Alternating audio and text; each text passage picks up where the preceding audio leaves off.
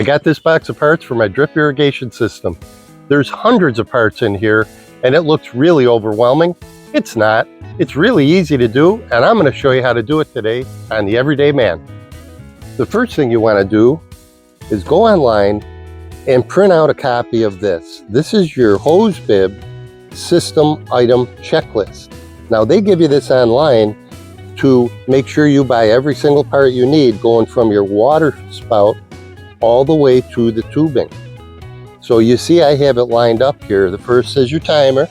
Then you need a backflow preventer so water doesn't go backwards into your house. Then you need a filter. This is the one I use. It's really simple. Just got a screen in there. Okay, then you need your pressure regulator.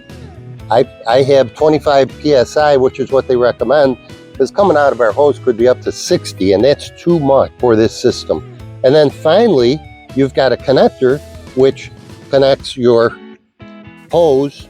That's all the parts you need right up until you get to installing the hose. Okay, here we are at the faucet. This is a new faucet, by the way. If you need to upgrade your faucet, or if it leaks really bad, I have a video on that. If you look through my playlist, you'll see the video on switching out this faucet. I'm going to take my timer. You might also notice I'm not using pliers or anything like that. What I like to do is hand tighten everything. If I hand tighten it and it's not leaking, then I don't need pliers on it or channel locks. But if you use channel locks on it, there's a good chance you're going to break something if you tighten it too much. The very first thing is the timer.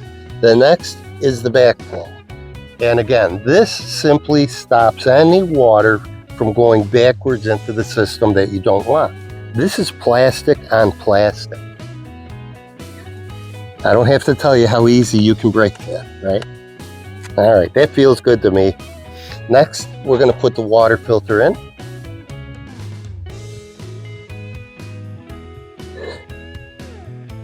All right, so we screw on the pressure regulator, not too tight.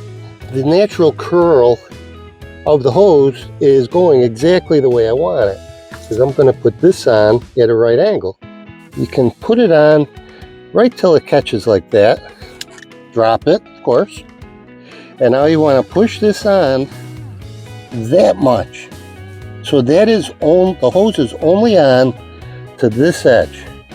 Now, at this point, we're going to rotate it, and you see it's a backwards. Like you think you're tightening it, you're loosening it. So you want to go the opposite way. And you're going to turn that on as tight as you can. And now, screw this on here.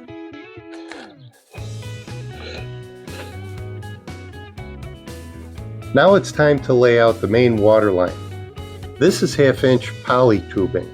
It kinks very easy, so for a sharp bend, like this one going around the pole, I need to add a simple 90-degree right angle fitting. It cuts very easy with garden shears or even a pair of scissors.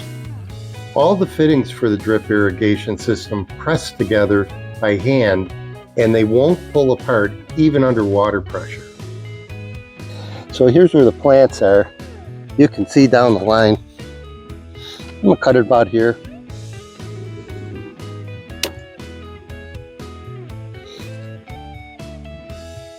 Seems like the easiest way is to like rock it in or circular push it like that. And then you can rotate it, right?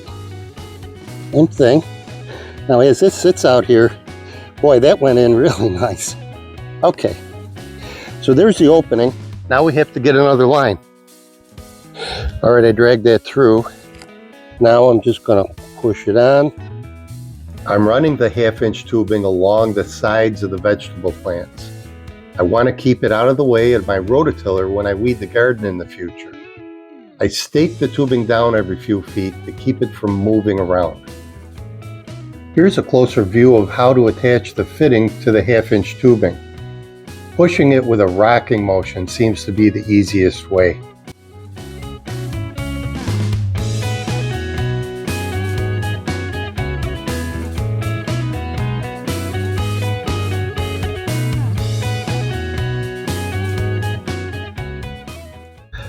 I've got the 4 main trunk lines run. Oh, you can see that one's right in the center there. There's that one. You can see it running the length. That one.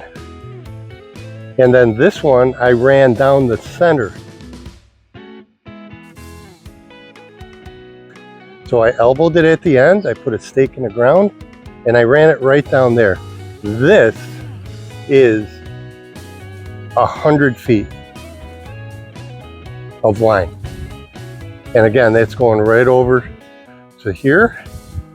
And I turned the water on just to make sure to pressurize the line, make sure there's no leaks. These are the parts that'll bring water from the 1/2-inch tubing to the individual plants.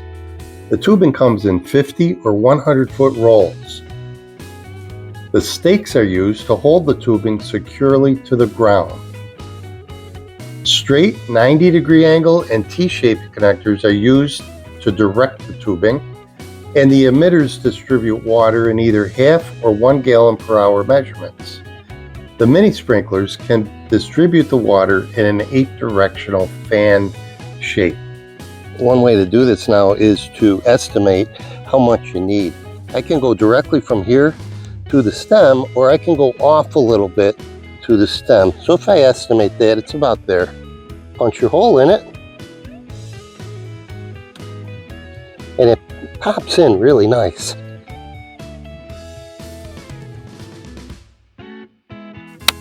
Did you hear that snap? All right, now put this on like that, and look at that. You're ready to go. That's how quick and easy it is.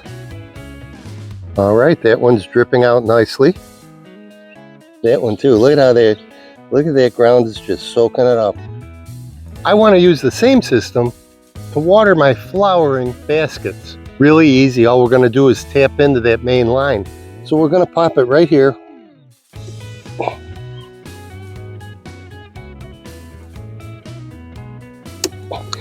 Snap it in. I want to fasten it to the wall. There, that's good enough. It's going to want to go up, around the back, and in. So I'll make it right about there.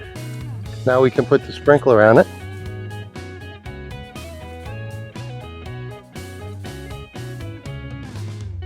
This project's done. All the lines are laid for all the rows. You can see the main line is right up close to each plant. And next to the plant are the feeder lines.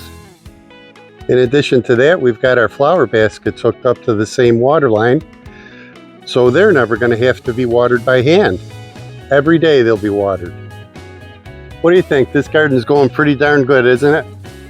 Now we got the irrigation in, so it doesn't matter if it rains or not. It doesn't matter if I forget to water it.